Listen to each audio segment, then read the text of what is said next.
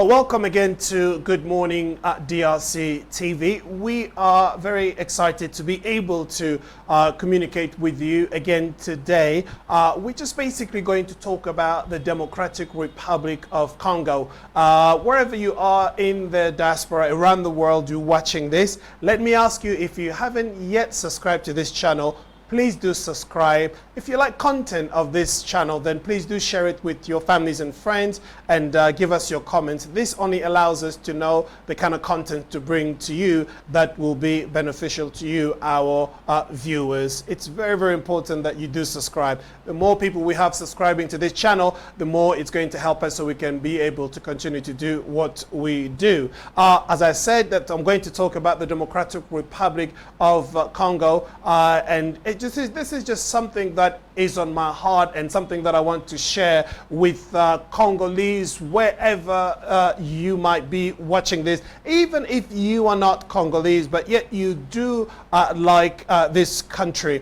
I believe that as a people and as a nation, it is time for us to be able to think about the next 10 years of our country. We should ask ourselves questions like, where do we want our country to be in 5-10 years time, based on current situation that is taking place in the Democratic Republic of Congo. I believe it is time as never before that we should really get together and understand that yes, we do have different political parties and people belong in different groups, and there are different ethnicity and there are just different camps. But it is time, when it comes to the Congo, when it comes to our great country, I think we should not be bipartisan. We shouldn't be, thinking about like, okay, I belong to this party, I belong to that party, and therefore you give your alliance to that, even if you know that something is wrong with the kind of thinking or what you're seeing in front of you, but you will choose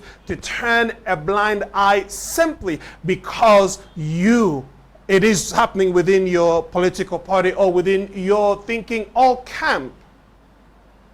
I'm just basically appealing to all of us wherever we are. Look at 60 years since independence up to this present moment now as we speak. As I said, you might be watching this from outside the DRC. Maybe you have settled in another country. Maybe you have settled in another nation and things are going well with you wherever you may be. But have you taken time to ask yourself, what is happening in the DRC? Where is our country going? Where will it be tomorrow? Because honestly, while everything seems to be going well where you are, it may not be the case here in the country, in the Democratic Republic of Congo, because you know well that since the 60s up until this very moment, things have not always moved forward for the country. On the contrary, it moved a little bit backwards. If you look at the economy, if you look at the development, if you look at what living standard is at the moment, you will be surprised. It is just basically going down. Now, it is only within the last 4 years that I've seen some kind of an awakening, some kind of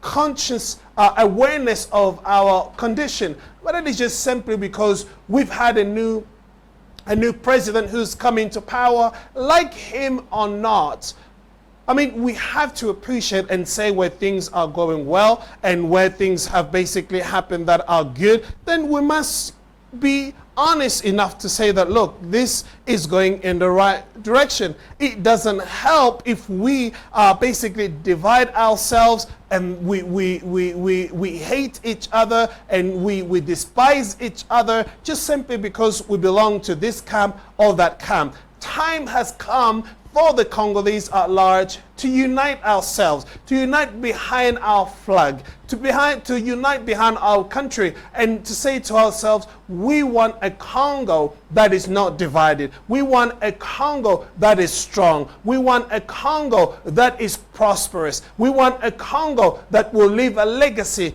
to the next generation. These are the things that we want to stand for. These are things we want to fight for. Yes, it is true. It is right. Only that we can belong to different political parties and different camps and so on and so forth. But we have to have a country first. If we don't have a country, if we don't have a nation, what we going to fight for? What we going to stand for? This is really vital. You look at what's happening in the eastern part of the Congo. Now, we ourselves, if we are divided, a camp or a country or a nation that is divided cannot stand, because all we do is we allow the enemies of this nation to take the upper hand and therefore loot and destroy and take away that which belongs to us. So if we are united, we have one front, and all we are asking and all we are demanding is that the world will listen and that we will stand and put up a fight in order to stop what is happening in our nation.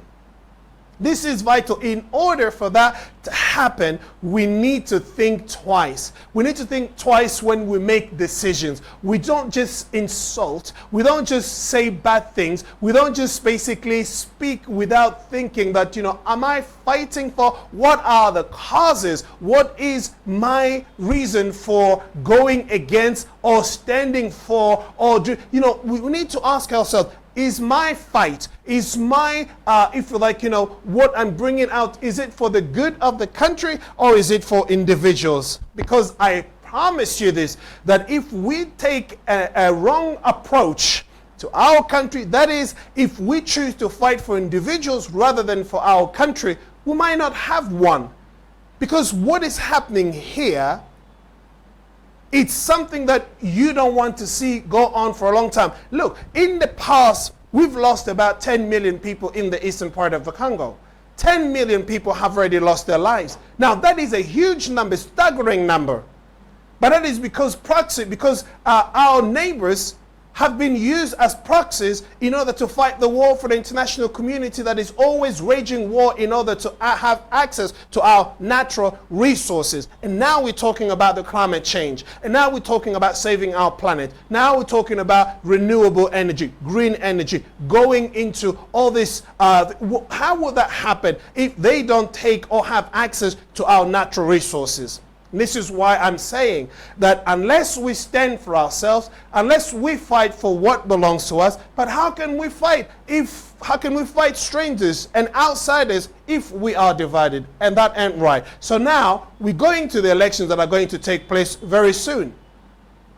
But you know what? There will be a lot of people who, for whatever reason, I don't know what sways your heart or how you perceive things or what, if you like, influences your choice in terms of who you want to vote for. But, as I'm saying that, make that voice or make that choice knowingly, consciously knowing that, what I'm doing here is something that is going to better my country, and the person I'm giving my votes to is the one who's going to help move this country forward. Because you don't want this country divided, because there is a war at the moment on the table, people discussing how they can actually do that. But I just thank God, because I do know that right now, at this present time, our current president, that is Fachi Beton, he is the one who's basically standing and lifting up the flag and saying no. He banged on that table saying that no, it's not going to happen. I am not going to sit down and negotiate, get into talk with the M25, which is a rebel group